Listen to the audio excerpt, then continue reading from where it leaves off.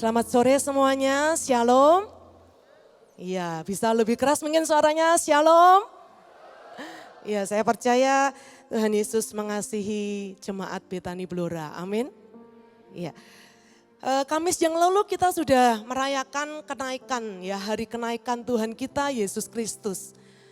Saya percaya Tuhan Yesus ke surga dan saya percaya Tuhan, Bapak Ibu Saudara juga percaya ya, Tuhan Yesus naik ke surga untuk menyediakan tempat buat kita semua yang percaya kepadanya. Amin. Ya, Tuhan sediakan tempat buat setiap kita yang percaya. Tapi mari kita mau renungkan ya sore hari ini. Kalau tujuan Tuhan itu datang ke dunia ya. Apakah tujuan Tuhan datang ke dunia ini hanya sekedar membawa kita ke surga? Ya, Dia sediakan tempat untuk kita di surga. Tetapi apakah tujuan Tuhan itu datang ke dunia supaya kita ini tidak masuk neraka, tapi kita masuk surga? Kalau itu yang menjadi tujuan, hanya itu yang menjadi tujuan Tuhan, mengapa Tuhan tidak membawa murid-muridnya dan seluruh orang-orang yang percaya kepadanya pada waktu dia naik ke surga, sekalian aja diangkat ya, sekalian aja bersama-sama dengan Tuhan, diangkat ke awan-awan dan mereka sama-sama pergi ke surga. Kalau itu tujuan Tuhan, hanya itu tujuan Tuhan, mungkin saja itu akan terjadi. Tetapi ternyata Tuhan itu enggak cuman mau bawa kita ke surga. Tuhan itu tujuannya tidak sekedar untuk membawa kita ke surga. Tetapi ada tujuan lain, mengapa Tuhan datang ke dunia ini. Mengapa Tuhan berikan nyawanya buat setiap kita.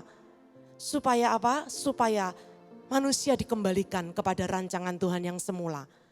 Rancangan Tuhan yang semula menjadikan manusia itu segambar dan serupa dengan Tuhan. Dan manusia itu berkuasa atas seluruh bumi. Tuhan mau kembalikan manusia. Manusia ini diciptakan untuk serupa dengan Dia. Karena itu ketika Tuhan sudah selesai dengan misinya di dunia ini, waktunya sudah habis, maka Dia berikan seperti tongkat estafet ya kepada kita. Artinya kita ini punya tugas dari Tuhan. Ada tugas khusus yang Tuhan berikan kepada setiap kita. Supaya kita ini menjadi saksi Tuhan. Amin. Kita menjadi saksi Tuhan.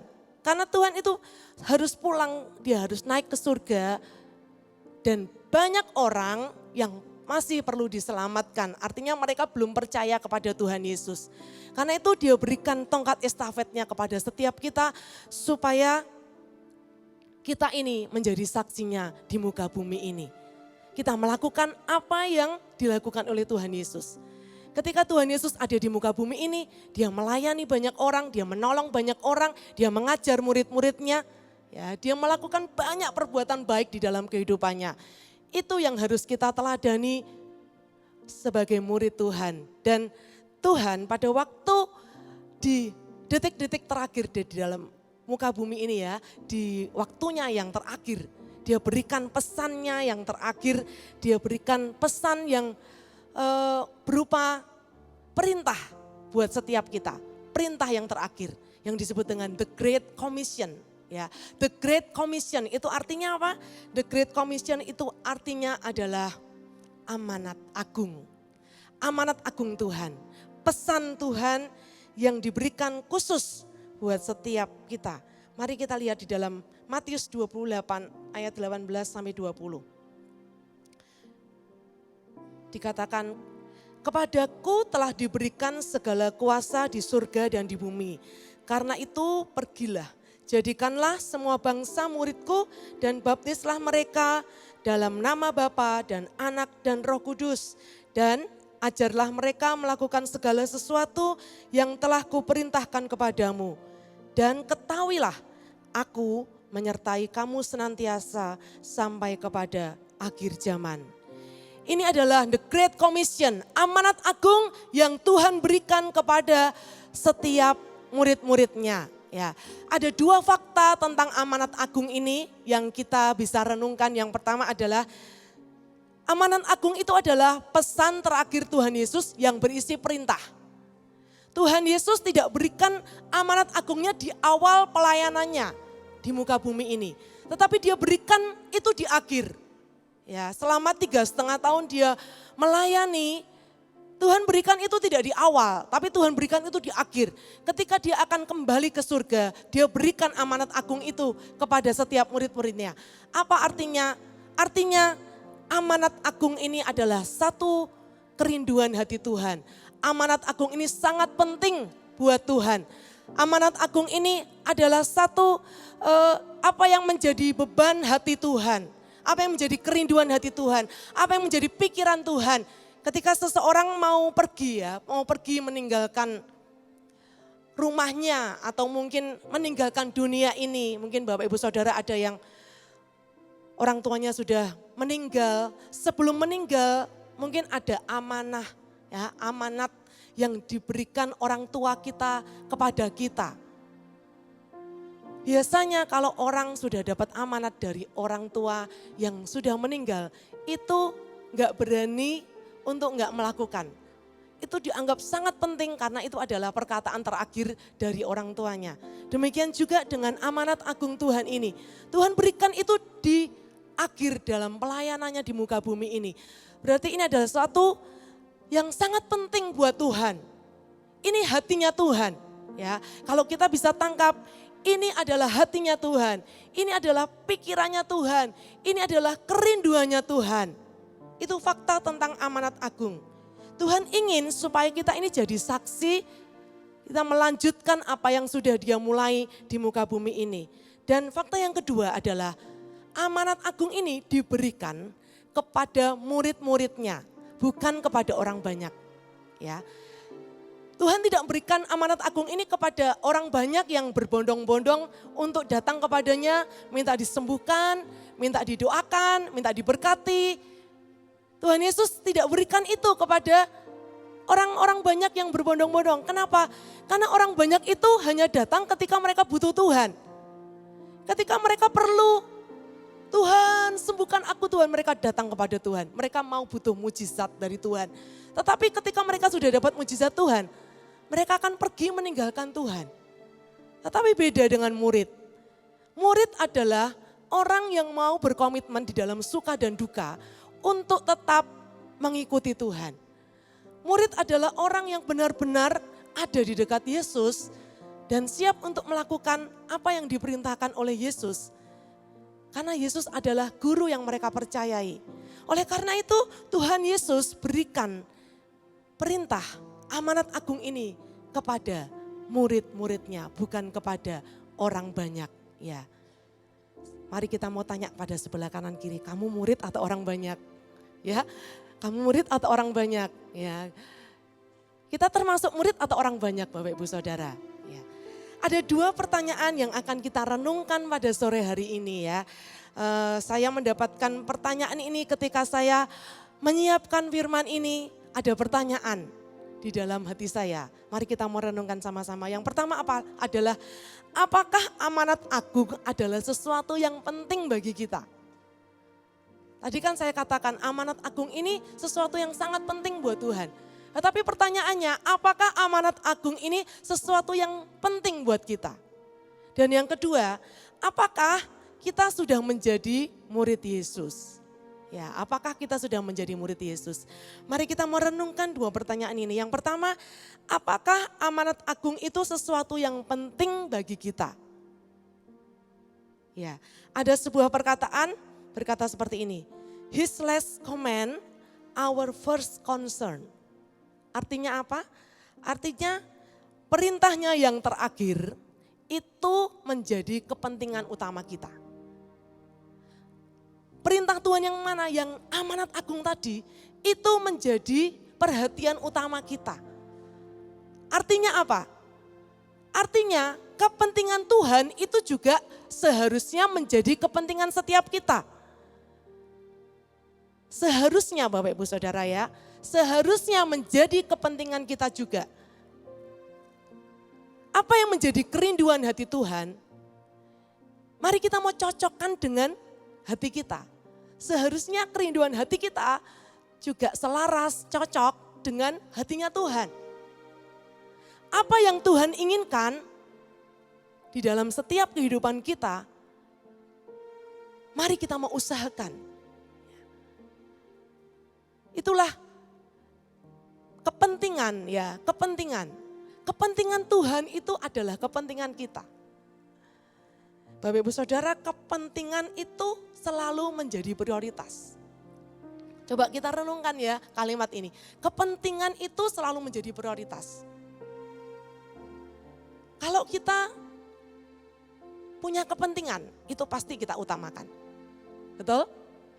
Anak kita penting enggak? Yang punya anak ya, penting enggak?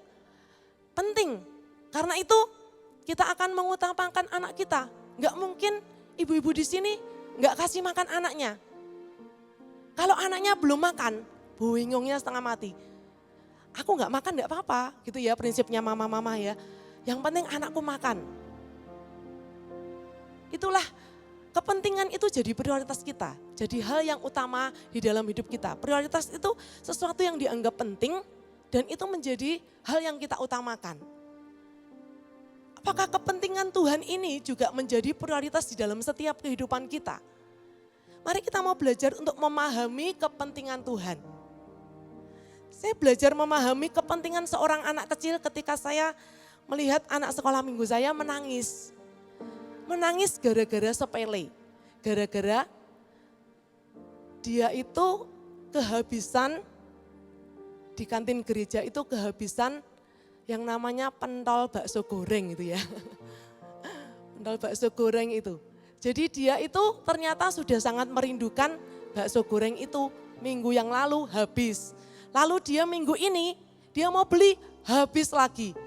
Dia duduk di kursi, dia enggak mau pulang. Lalu dia nangis, nangisnya enggak teriak-teriak. Nangisnya itu mengisek-mengisek gitu ya. Kayak tenanan gitu loh. Saya itu deketin dia. Loh kenapa? Kenapa? Saya tuh bingung karena saya pikir ini sesuatu yang serius. Ternyata mamanya bilang, ini loh. Dia itu kepengen bakso goreng tapi habis. Padahal sudah inden.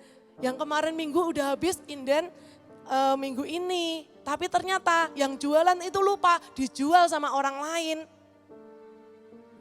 Saya coba bujuk kasih jajan yang lain gitu ya. Tapi dia nggak mau. Dia nggak mau. Karena dia kepengen, dia rindunya itu makan bakso goreng itu. Wah, lalu saya deketin sama yang jual ini. Saya bilang gini, Mbak lain kali ya, tolong diperhatikan. Pesanannya jangan dikasihkan ke orang. Jangan disepelekan. Ini anak kecil yang minta, tapi anak kecil ini menganggap bahwa bakso goreng ini penting. Jadi jangan sampai dijual sama orang lain. Ya, akhirnya anak ini mau dibujuk. Nanti hari Kamis ya, hari Kamis dibikinin. Akhirnya dia mau. Ya. Bagi kita, bagi saya, alah bakso goreng gitu aja kok. Mamanya juga bilang, alah bakso goreng gitu aja kok, ayo pulang. Anaknya nggak mau pulang. Bagi kita seperti itu, tapi bagi anak itu penting gitu loh. Itu penting. Nah, sekarang mari kita mau pahami hatinya Tuhan. Jiwa-jiwa itu penting buat Tuhan. Jiwa-jiwa itu penting. Bukankah Tuhan cari satu domba yang hilang dan dia tinggalkan 99 domba yang nurut, yang baik. Kalau saya jadi Tuhan mungkin satu hilang, biarin aja. Saya masih punya 99. Hilang satu enggak masalah, saya masih punya banyak. Tapi Tuhan enggak seperti itu, dia gembala yang baik. Tuhan cari yang satu itu, yang enggak nurut, yang nakal itu. Tuhan cari sampai dia temukan domba itu. Dan dia bawa pulang, dia rawat lukanya. Dia sayangi domba itu. Itulah hatinya Tuhan. Mari kita mau tangkap hatinya Tuhan. Kita tangkap kerinduan Tuhan. Ketika kita belajar bahwa kepentingan Tuhan itu juga kepentinganku. Mari kita mau tangkap apa yang menjadi kerinduan Tuhan. Biarlah kerinduan hati Tuhan itu juga menjadi kerinduan hati kita. Amin. Kita punya gaya hidup, ya, gaya hidup yang seperti Tuhan. Jadi kita melakukan segala sesuatu itu tujuannya adalah Ini untuk Tuhan, ini untuk kepentingan Tuhan. Kita mau lihat di dalam Filipi 1 ayat 21 sampai 22a. Rasul Paulus yang menulis akan hal ini dikatakan, karena bagiku hidup adalah Kristus dan mati adalah keuntungan. Tetapi jika aku harus hidup di dunia ini, itu berarti bagiku bekerja, memberi buah. Ya. Mengapa Rasul Paulus bisa menulis ayat ini, kata-kata ini, bagiku hidup adalah Kristus. Mengapa Rasul Paulus bisa sampai mengatakan hal seperti ini? Karena Rasul Paulus ini sudah mengalami yang namanya kasih Tuhan yang besar.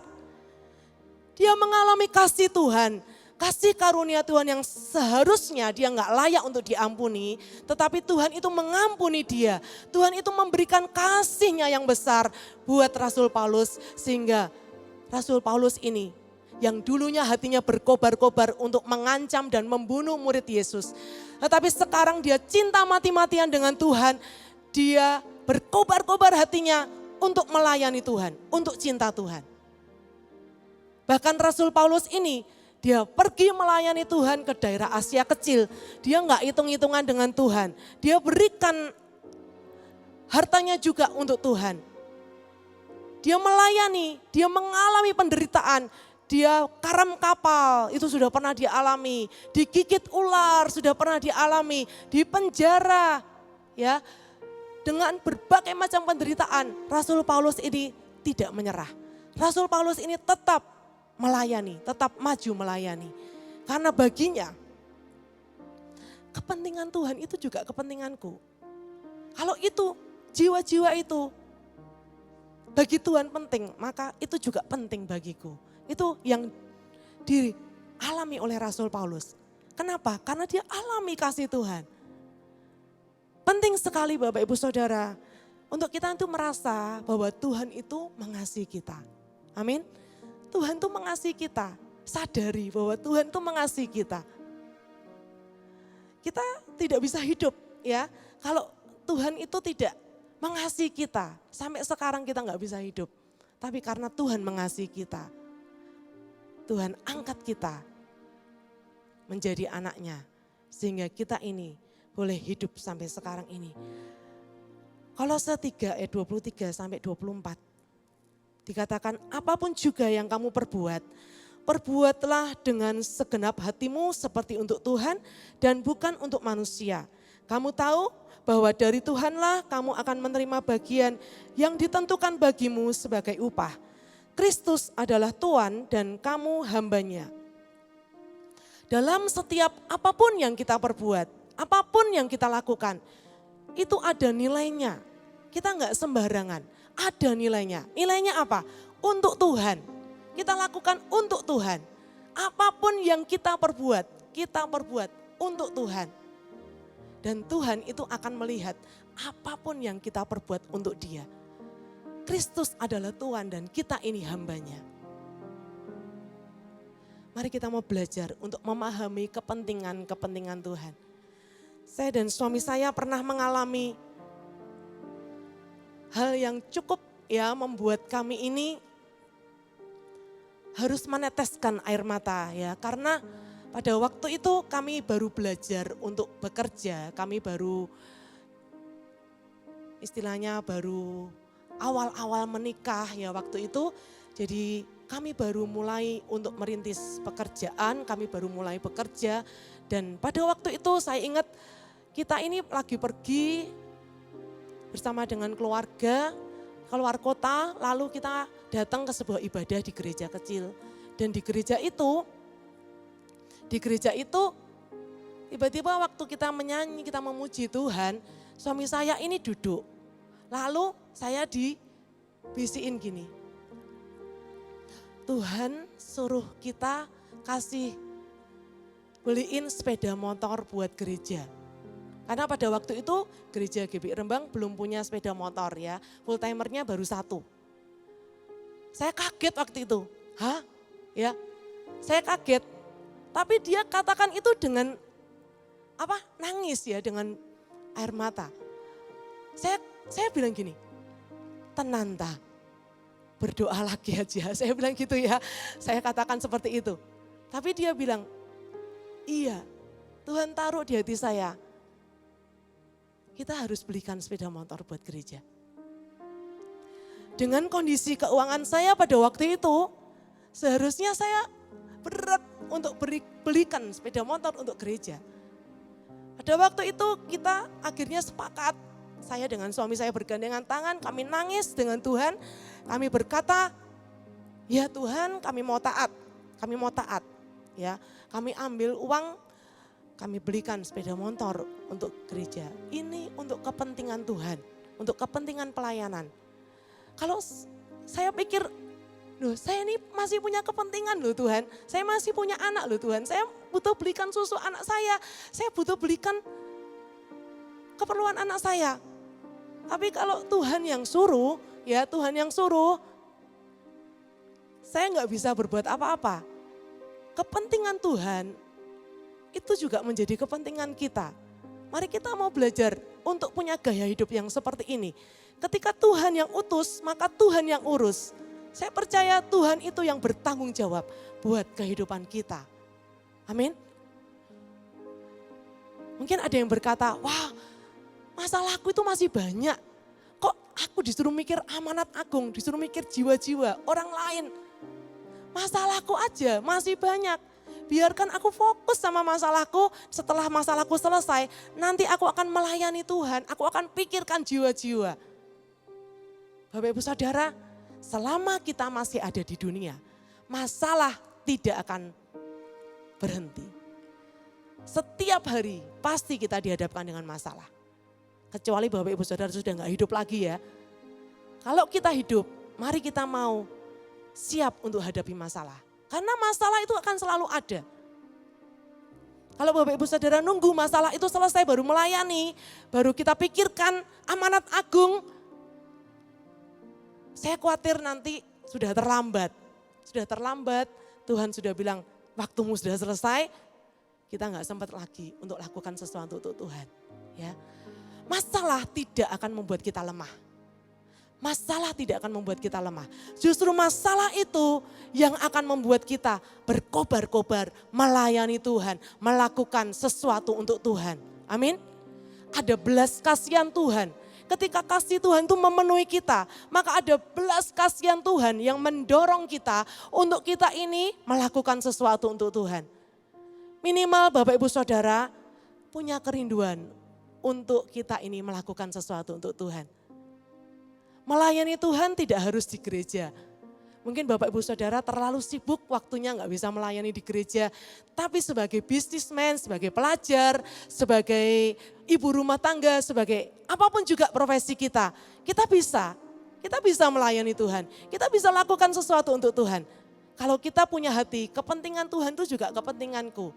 Jadi kita lakukan semuanya itu untuk Tuhan. Maka Tuhan itu akan terus memberkati kita, menuntun kita, memakai setiap kehidupan kita. Saya melayani di Kota Rembang itu sudah hampir 25 tahun ya. Tahun ini GBI Rembang berusia 25 tahun dan pada waktu melayani saya ditanya dengan seseorang ya.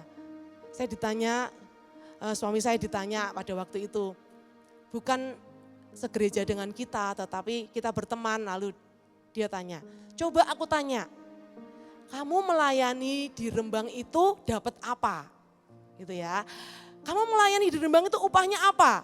Pasti ada sesuatu yang kamu dapatkan sehingga kamu ini kok dari Blora mau pergi ke Rembang. Seminggu bisa 2 sampai 3 kali. Terus kita katakan kita nggak dapat apa-apa. Memang kita nggak dapat apa-apa. Justru pada waktu itu kita korban, kita berikan buat Tuhan. Tenaga, waktu, bahkan uang kita berikan. Tapi dia bilang, aku nggak percaya, pasti kamu pun dapat sesuatu. Kita cuma tertawa saja ya, biarkan orang berpikir, biarkan mereka menerka-nerka, tetapi Tuhan yang tahu apa yang kita kerjakan.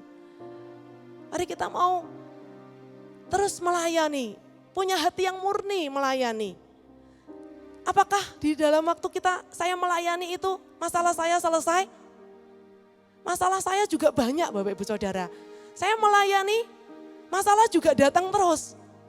Masalah juga datang terus. Jadi Tuhan itu tetap ya menghadapkan saya dengan masalah-masalah. Tapi saya lihat Tuhan itu bisa bereskan. Satu demi satu. Tuhan itu bisa membackup. Tuhan itu bisa membereskan, memberikan kekuatan. Tuhan gak pernah berjanji langit akan selalu cerah. Tidak akan ada hujan, tidak akan ada badai. Tapi Tuhan itu selalu memberikan kekuatan buat setiap kita yang mempunyai hati. Kepentingan Tuhan itu juga kepentingan kita. Amin. Mari kita mau belajar punya hati yang seperti itu Bapak Ibu Saudara. Kita akan mau katakan sama-sama yuk. Jadikan kepentingan Tuhan menjadi kepentinganmu juga. Ya, mari katakan kepada sebelah kanan kiri, jadikan kepentingan Tuhan menjadi kepentinganmu juga. Ya, karena Tuhan lebih dulu menjadikan engkau kepentingannya. Saya tidak katakan jadikan kepentingan Tuhan menjadi kepentinganmu juga, maka Tuhan akan membereskan masalahmu. Enggak ya. Jadi ini bukan ada kompensasinya, tetapi apa? Karena Tuhan itu sudah jadikan kita kepentingannya. Tuhan itu sudah lebih dulu mengasihi kita. Karena Tuhan itu sudah lebih dulu memberi banyak di dalam hidup kita. Maka jadikan kepentingan Tuhan itu juga menjadi kepentingan kita juga. Yang kedua Bapak Ibu Saudara, apakah kita sudah menjadi murid Yesus? Apakah kita sudah menjadi murid Yesus? Tuhan Yesus katakan ajarlah mereka untuk melakukan segala sesuatu yang telah kuperintahkan kepadamu. Perintahnya Tuhan itu kita disuruh mengajar. Tetapi hari ini pertanyaan saya, apakah kita sudah menjadi murid Yesus? Pertanyaan ini penting ya saya tanyakan karena ini adalah fase sebelum kita mengajar, sebelum kita ini menjadikan semua bangsa itu murid Tuhan. Sebelum kita ini pergi dan memberitakan nama Yesus. Dan menjadikan mereka murid Yesus. Apakah kita ini sudah jadi murid?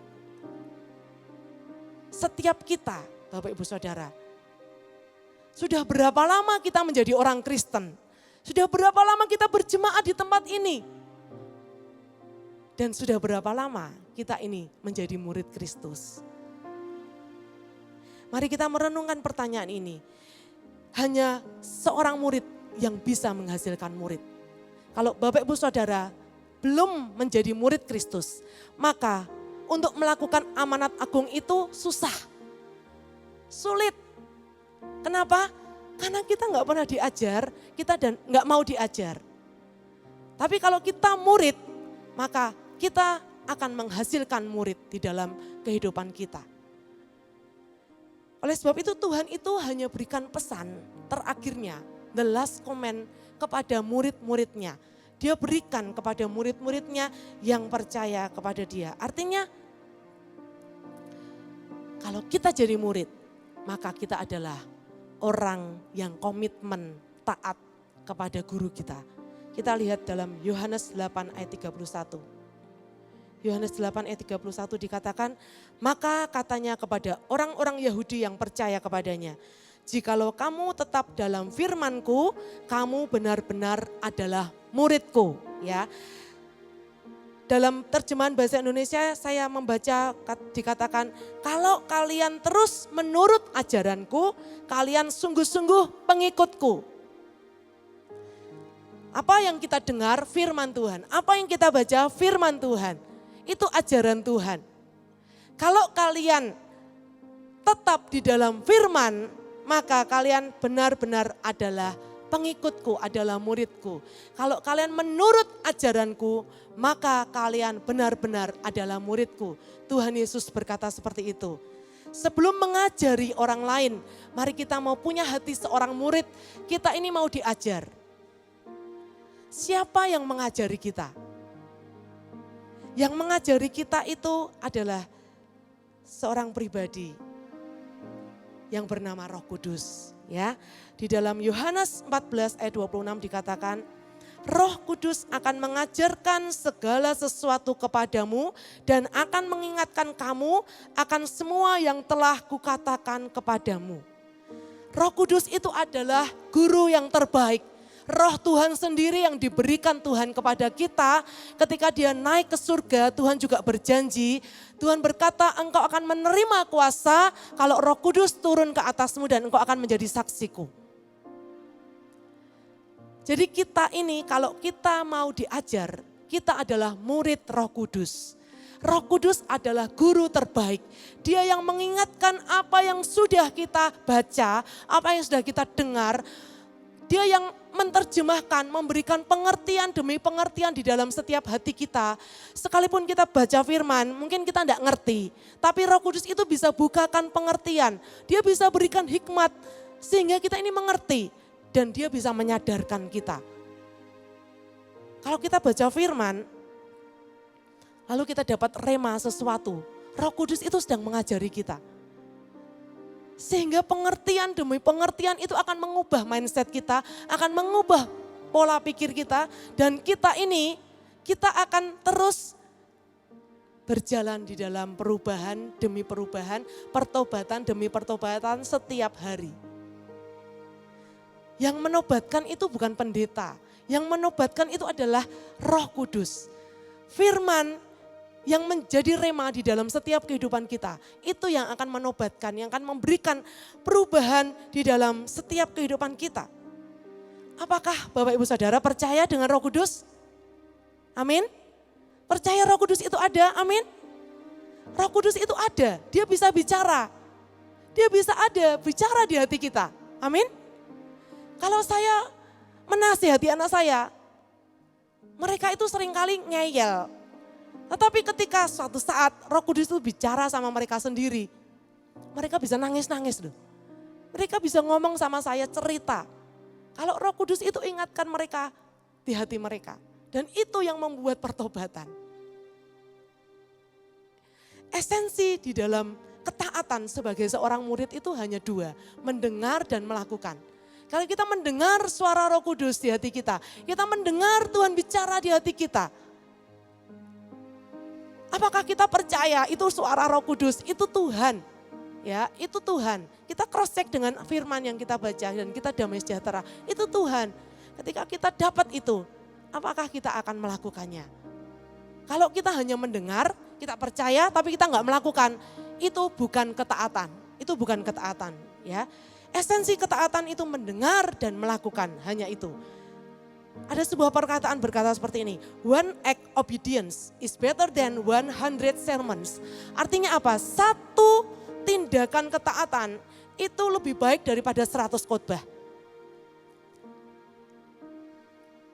Kita ini sudah bosan ya dikhotbahi ya, bosan kita dengar khotbah banyak itu di YouTube sekarang. Tetapi satu tindakan ketaatan, ketika kita melihat seseorang ini taat dan kita diberkati dengan hidupnya, maka satu tindakan ketaatan itu lebih baik daripada 100 khotbah. Itu adalah khotbah terbaik di dalam kehidupan. Saat kita melakukan bagian kita ya, taat sebagai seorang murid, maka itu bisa ngefek Bapak Ibu Saudara ke orang-orang di sekeliling kita. Di keluarga kita, di teman-teman kita, di pegawai kita, ya itu seperti ketaatan itu seperti sesuatu yang berbicara, ya. Walaupun kita nggak bicara, kita hanya lakukan tindakan ketaatan. Kita taat sama firman, kita taat dengan suara Roh Kudus, ya. Ketaatan itu sangat powerful. Ada satu mukjizat yang akan terjadi pada waktu ketaatan itu kita lakukan. Saya rindu untuk kita ini belajar ya, supaya kita ini jadi murid yang taat. Murid yang taat itu lakukan saja, dengar lakukan, dengar lakukan. Gak usah mikir nanti gimana ya. Mari kita mau dengar, kita percaya dengan iman, kita lakukan.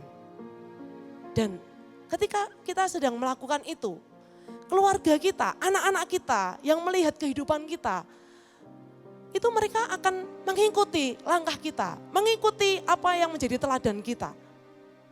Itu kita sedang melakukan amanat agung. Kita sedang melakukan sesuatu yang penginjilan, ya, penginjilan tanpa kata-kata, tapi tindakan.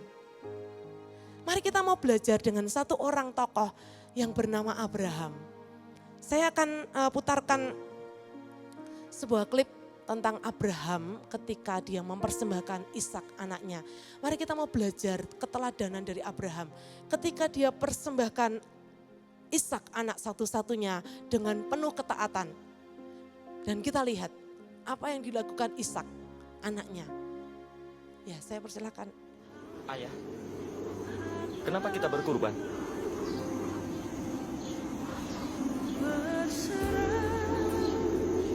Kita berkurban untuk ketaatan.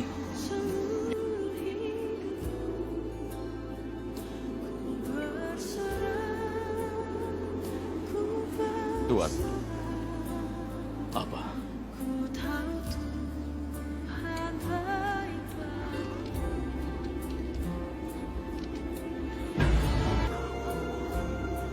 ayah, sudah siap.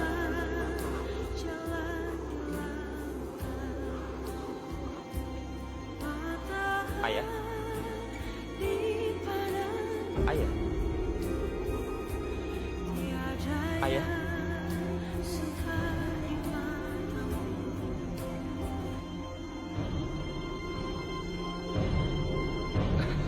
Apa yang ayah lakukan? Ayah, jangan!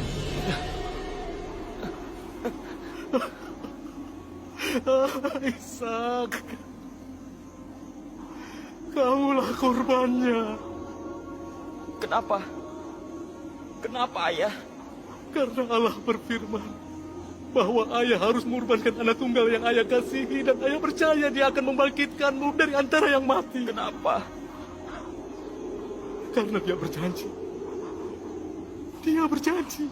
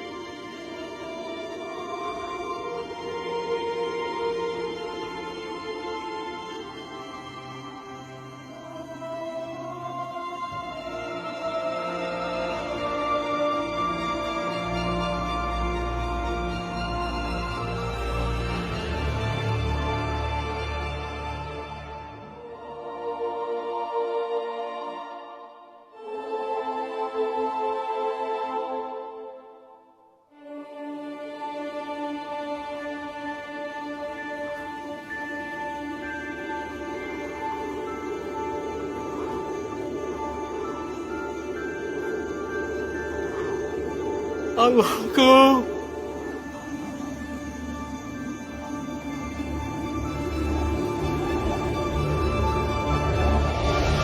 Abraham,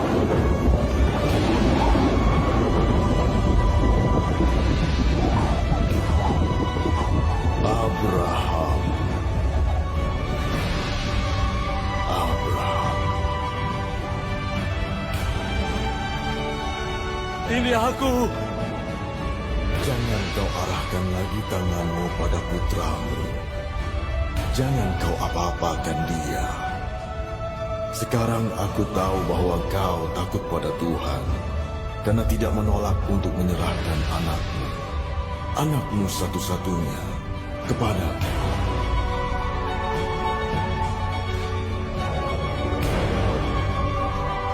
Ishak,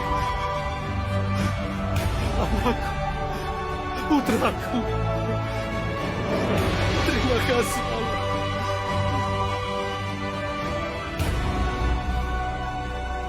Ya, bisa dimatikan. Sebuah pemuritan antara ayah dengan anak sedang terjadi. Tanpa khotbah yang panjang, tanpa sebuah kata-kata, tetapi dia meneladani apa yang dilakukan oleh ayahnya. Ayahnya punya iman yang kuat, memilih untuk taat. Dia korbankan anaknya satu-satunya karena ini perintah Tuhan. Dan apa yang dilakukan Ishak? Tadi kita lihat, Ishak dengan rela dia memberikan dirinya juga untuk taat dengan perintah ayahnya. Kalau kita punya kehidupan seorang murid, maka kita ini sedang memberikan tongkat estafet kepada generasi berikutnya. Artinya generasi yang ada di bawah kita pun akan meneladani apa yang kita lakukan. Kita punya anak-anak, kita punya generasi yang ada di bawah kita. Mari kita tidak berhenti untuk terus belajar menjadi seorang murid di dalam kehidupan kita. Kita punya ketaatan, karena itu yang dilihat. Itu yang dilihat oleh anak-anak kita, itu yang dilihat oleh keluarga kita, oleh orang-orang yang di sekeliling kita. Ada sebuah pemuritan yang terjadi ketika kita hidup di dalam ketaatan. Kami punya teman di Rembang, asalnya dari Lasem, tapi dia bergereja di GP Rembang. Lalu pertemanan ini terus terjadi. Dulunya yang suaminya tidak mau ke gereja kita, tapi akhirnya dia ikut ke gereja kita dan kami berteman. Saya dan suami saya cuma ngobrol ya, cuma makan bareng. Mereka berdua ini suka bertengkar, saling tidak mau ngalah. Jadi yang satunya nada tinggi, yang satunya juga nada tinggi. Mereka sering bertengkar dan setiap kali mereka bertengkar, mereka selalu telepon dengan kita. Yang cewek telepon dengan saya, yang cowok telepon dengan suami saya. Hampir tiap jam 6 pagi itu ada morning call dari dia ya. Telepon cerita, oh habis bertengkar gini. Dan suatu hari ini bertengkar hebat, sampai anaknya itu di mobil itu nangis. Lalu pada waktu telepon itu anaknya berkata, ya saya kan ditelepon waktu itu. Terus, sudah diam nangis, ya jangan bertengkar. Anaknya sampai seperti itu, histeris. Tapi seiring dengan waktu kami berikan nilai-nilai. Artinya saya tidak mengkhotbahi dia. Tapi saya hanya berikan nilai, kalau dia lagi bertengkar, ayo ke Blora, ayo makan. Cuman gitu aja. Lalu kita ngobrol santai ya, mereka terbuka. Terus seiring dengan berjalannya waktu, sekalipun mungkin seringkali kita ini dapat curhatan terus ya. Tapi kita ini belajar untuk, ya kita harus jadi berkat, kita melayani mereka. Dan kita mengasihi mereka. Maka hari ini Bapak Ibu Saudara, yang cowok ini sudah mulai mau pelayanan. Dan mereka sudah jarang bertengkar. Sekalipun mungkin cuman bertengkar dikit-dikit aja, tapi gak sampai yang besar. Tapi juga gak sering. Ada sebuah perubahan ya, yang terjadi. Kenapa? Karena mereka ini melihat, kita cuman berteman aja, saya cuman bagi nilai aja, suami saya bagi nilai. Kita cuman jadi teman yang baik, pendengar yang baik aja. Sudah itu aja. Dan mereka ini mengikuti apa yang kita ikuti. Mereka mengikuti nilai-nilai yang kita terapkan di dalam kehidupan kita. Bapak Ibu Saudara, banyak orang di sekeliling kita yang membutuhkan kita. Yang membutuhkan kita untuk kita ini bisa menjadi berkat buat mereka. Melalui kehidupan kita. Sekalipun itu hal sederhana yang kita kerjakan. Tapi itu sangat berguna. Mungkin itu orang-orang yang Tuhan tempatkan, yang Tuhan percayakan untuk kita bimbing. Mari kita mau buka mata lebar-lebar, lihat tuaian di sekeliling kita. Lihat tuaian yang ada di sekeliling kita. Saya percaya kalau kita punya hatinya Tuhan, kepentingan Tuhan itu yang menjadi kepentingan kita. Amin. Mari kita mau belajar untuk jadi murid. Ya, kita belajar jadi murid. Dalam Sakarya 8 ayat 23. Ini ayat yang sering kali dulu diucapkan oleh papi saya, oleh almarhum papi saya. Dan ayat ini begitu jadi rema di dalam kehidupan papi saya. Mari kita baca di dalam Sakaria 8 ayat 23 dikatakan, beginilah firman Tuhan semesta alam. Pada waktu itu 10 orang dari berbagai-bagai bangsa dan bahasa akan memegang kuat-kuat punca jubah seorang Yahudi dengan berkata, kami mau pergi menyertai engkau sebab telah kami dengar bahwa Allah menyertai kamu. Ya, artinya banyak orang itu mau lihat, mereka itu mau ikut kita, mereka mau ikut kita. Karena mereka melihat bahwa Tuhan itu menyertai kita. Mari kita mau benahi hidup kita sebagai murid, ya, sebagai murid kita mau punya ketaatan di dalam firman Tuhan. Kita mau dengar suara Roh Kudus dan kita mau taat. Dan Tuhan akan tunjukkan orang-orang yang akan kita layani. Orang-orang itu akan mengikuti kita dan meneladani apa yang kita lakukan di dalam kehidupan kita. Ya, saya undang pemain musik, Bapak Ibu Saudara, suatu hari nanti Tuhan Yesus akan datang kembali. Malaikat Tuhan berkata bahwa dia akan datang kembali dengan cara yang sama ketika engkau melihat dia naik ke surga. Tuhan akan datang kembali. Kalau kita didapati Tuhan, ya, kalau kita didapati Tuhan, kita ini sudah menyelesaikan amanat agung. Tuhan berkata, baik sekali perbuatanmu hai hambaku yang baik dan setia. Mari kita mau benar-benar kejar mahkota yang dari Tuhan. Kita benar-benar kita ini mempersiapkan diri kita. Untuk kita ini terus mengupgrade diri kita ya. Untuk jadi murid. Untuk kita ini menganggap amanat agung ini adalah sesuatu yang sangat penting. Yang kita lakukan di dalam setiap kehidupan kita menjadi gaya hidup kita. Dan Roh Kudus itu yang akan menolong kita untuk menyelesaikan amanat agung. Karena kita nggak mungkin bisa. Ya, kita nggak mungkin bisa, tapi Roh Kudus itu penolong. Roh Kudus akan mengajarkan segala sesuatu kepada kita. Roh Kudus akan memberikan kuasa untuk kita menjadi saksi Tuhan. Amin. Berapa banyak di sini yang mau jadi murid Tuhan? Boleh angkat tangannya. Berikan salam dulu kepada kanan kiri, aku mau jadi murid Tuhan.